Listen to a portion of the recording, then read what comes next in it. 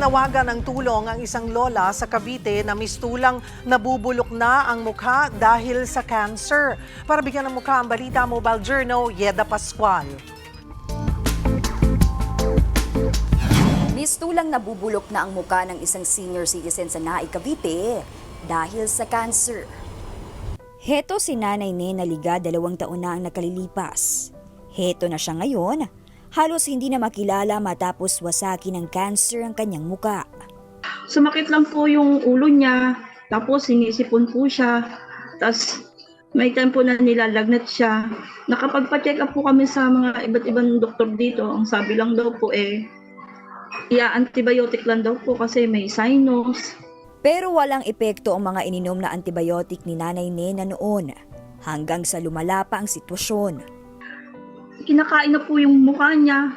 Halos ang lalaki na po ng nana na nakukuha namin. Po na sobrang laki na po ng kanyang mukha. Halos sinakop na po ng bukol at yung nana po lumaki na po yung butas niya dito. Bali bukas na po to hanggang dito po, hanggang ilong po, wala na po siya.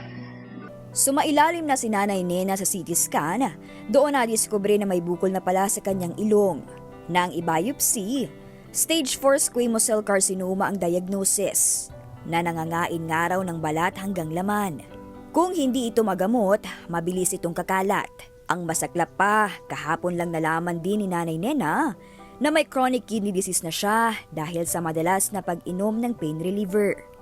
Simula po nung naoperahan siya, naka-NGT po siya. Hanggang ngayon po, naka-NGT.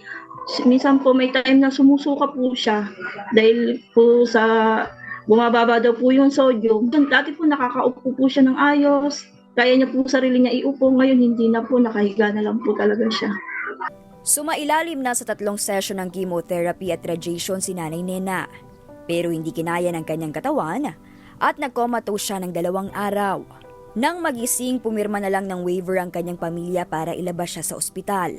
Dahil hindi na nila kaya ang gastusin. Lubog na rin daw kasi sila sa utang. Nananawagan po ako sa mga mabubuting puso na sana matulungan niyo po kami. Kasi hirap po kami sa financial ngayon. Hindi na po namin kaya. Inuwi na lang po namin kasi hindi po namin kaya yung gastusan.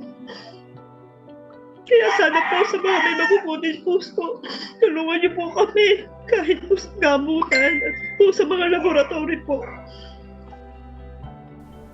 Mga kapatid, ako po si Mobile Journal Yeda Pascual. Hatid ang muka ng balita.